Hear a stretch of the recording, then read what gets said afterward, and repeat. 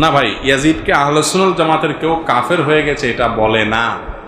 ইয়াজিদের অনেক ত্রুটি আছে, অনেক বিচ্যুতি আছে, ন্যায়পরায়ণ শাসকের গুণাবলীর অনুপস্থিতি আছে, এবং নবী করিম সাল্লাল্লাহু আলাইহি সাল্লামের প্রিয় কলিজার টুকরা দৌহিত্র হোসেন রাদিয়াল্লাহু তাআলা হত্যাকারীদের ব্যাপারে তার তেমন কোনো ভূমিকা, তাদের শাস্তির জন্য তেমন কোনো ভূমিকা দেখা যায় না, জানা যায় না। এসব কারণে তার ফাসেক হওয়ার ব্যাপার কথা ওলামা একরাম বলেন, কিন্তু কাফের হওয়া বহুত কঠিন একটা বিষয়, এত সহজ না। তবে হ্যাঁ, সে নবী সাল্লাল্লাহু আলাইহি সাল্লামের কলিজার টুকরাকে হত্যা করে আমাদের সে হত্যা করেছে, দুঃখিত, এটা তো আর চূড়ান্ত না, তার লোকজন হত্যা করেছে, সেজন্য তার লোকজন আমাদের কাছে ঘৃণিত, এতে কোনো সন্দেহ নাই। কিন্তু আহলুস সুন্নাহ ওয়াল জামাত তাকে নিয়ে এই যে গালমন্দ করা, তাকে কাফের বলা, তার গোষ্ঠী উদ্ধার করার জন্য বিশেষভাবে নেমে পড়া, এটা আহলুস সুন্নাহ ওয়াল জামাতের মানহাজ না। এখানে ঢোকার পরে দেখছি এক মৌলবী ওয়াজ করতেছে, এজিদের কোনো দোষ নাই। নাউজুবিল্লাহ, কালকা কন্যা এজিদকে অমুসলিম বলা যাবে না, এজিদকে নেশাখোর বলা যাবে না। আরেক মৌলবী বলতেছে এজিদ নামাজিয়া ছিল, 100 রাকাত নামাজ পড়তো দৈনিক, আর আমরা কই 100 রাকাত ফরুক না, 1000 রাকাত ফরুক, 10,000 রাকাত ফরুক, সে আহলে বাইত বিদ্বেষী, তার নামাজ, রোজা, হজ, যাকাত সব ডিলেট। এখন আপনারা বলেন, যুদ্ধ করতে গেছে না দাওয়াতে গেছিল? যায়েদ ইবনে আরকাম থেকে ওয়াজটা শুরু করব এখন এই মুহূর্তে। যেসব মসজিদে আশুরাকে স্মরণ করা হয় না, আপনারা জরিপ করে দেখবেন এইটাই ইয়াজিদের সৈনিক, এইটাই হুসাইন বিরোধী। এদেরকে সালাম দিবেন না, ওদের পিছে নামাজ পড়বেন না, যদিও হাফেজ কয়, যদিও হাজি হয়, যদিও মুফতি হয়, যদিও মুহাদ্দিস কয়। কারণ 22,000-এর মধ্যে 7,000 ছিল হাফেজ সাহেব, 3,000 ছিল মুফতি সাহেব, নাউজুবিল্লাহ বলেন। কিন্তু ছিল নাকি ইমাম হুসাইনের মোহাব্বত। এরা যে 13টা তাবুতে নামাজ পড়ছে, নামাজের 2 রাকাত পড়ুক আর 4 রাকাত পড়ুক, আল্লাহুম্মা সাল্লি আলা মুহাম্মদ ওয়া আলা আলি মুহাম্মদ পড়ে নাই? কথা বলুন, আপনারা পড়েন না? এরা কি এটা পড়ছে আল্লাহুম্মা সাল্লি আলা মুহাম্মদ ওয়া আলা আলি ইয়াজিদ? কি পড়ছে? ওয়া আলা আলি, আল্লাহুম্মা সাল্লি আলা মুহাম্মদ ওয়া আলা আলি মুহাম্মদ ওয়া আলা আলি মুহাম্মদ। এরা কারা? এরা তো নবীর আওলাদ, এরা নবীর আওলাদ। নবী নন্দিনী মা ফাতেমা বলেছেন, আব্বা আমি হুসাইনের রক্ত মাখা জামা নিয়ে জান্নাতের গেটে দাঁড়াবো। আল্লাহ যে জান্নাত বানিয়েছেন, জান্নাতের মালিক আপনাকে বানিয়েছেন, আপনি পারমিশন না দিলে কেউ জান্নাতে ঢুকতে পারবে না।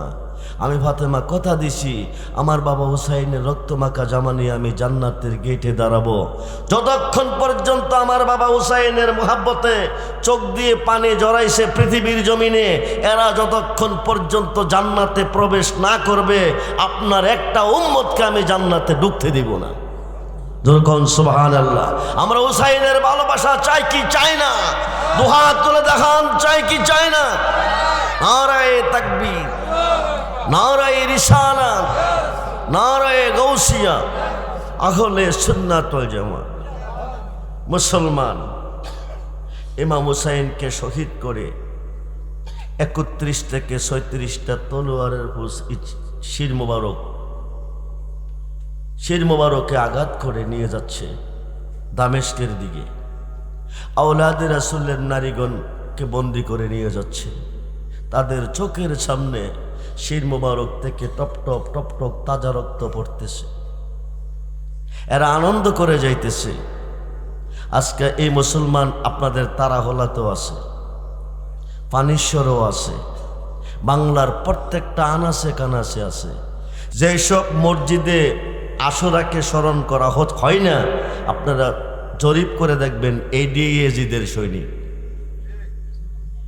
এইটাই হুসাইন বিরোধী, এদেরকে সালাম দিবেন না, ওদের পিছে নামাজ পড়বেন না, যদিও হাফেজ কয়, যদিও হাজি হয়, যদিও মুফতি হয়, যদিও মুহাদ্দিস কয়। কারণ 22,000-এর মধ্যে 7,000 ছিল হাফেজ সাহেব, 3,000 ছিল মুফতি সাহেব, নাউজুবিল্লাহ বলেন।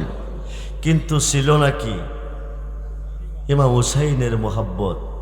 এরা যে 13টা তাবুতে নামাজ পড়ছে, নামাজের 2 রাকাত পড়ুক আর 4 রাকাত পড়ুক, আল্লাহুম্মা সাল্লি আলা মুহাম্মদ ওয়া আলা আলি মুহাম্মদ পড়ে নাই? কথা বলুন, আপনারা পড়েন না? এরা কি এটা পড়ছে আল্লাহুম্মা সাল্লি আলা মুহাম্মদ ওয়া আলা আলি ইয়াজিদ? কি পড়ছে?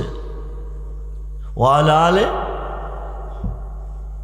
আল্লাহুম্মা সাল্লি আলা মুহাম্মদ ওয়া আলা আলি মুহাম্মদ ওয়া আলা আলি মুহাম্মদ। এরা কারা? এরা তো নবীর আওলাদ, এরা নবীর আওলাদ। সমস্ত সৃষ্টি আল্লাহ সাজিয়েছেন এত সুন্দর করে কার খাতিরে? আদম নবী হইতে ঈসা নবী, লক্ষ লক্ষ নবীগণ চোখের পানি ছেড়ে কাঁদছেন, বুক বাসিয়ে কাঁদছেন। এরা নবী হয়ে কাঁদেন কেন? একটাই উদ্দেশ্য, এদের নবী হয়েছি, আখিরি নবী মুহাম্মদের উম্মত হতে পারি নাই। আল্লাহ আমাদেরকে নবী কেন বানাইলা? নবী না বানাইয়া যদি আখিরি নবী মুহাম্মদের উম্মত বানাইতা, আমাদের জীবনটা ধন্য হতো। ওরা কাঁদছেন, হতে পারে নাই। ঈসা নবীর কান্নাটা আল্লাহ কবুল করছেন। আমি ঘন্টার কথা মিনিটে বলতেছি। ঈসা নবীর কান্নাটা আল্লাহ কবুল করছেন। ঈসা নবী আখিরি নবীর উম্মত হবেন। হবেন কোন দিন? ইমাম মাহিদির হাতে তিনি বায়াত গ্রহণ করবেন। গ্রহণ করার পরে আখিরি নবীর উম্মতের মধ্যে দাখিল হবেন। আওলাদে রাসূলের মুহাব্বত যাদের অন্তরে ঢুকে, তাদের রেজাল্ট কি, তাদের মর্যাদা কি শুনেন। ঈসা নবী বর্তমানে আসমানে আছে। কই আছে?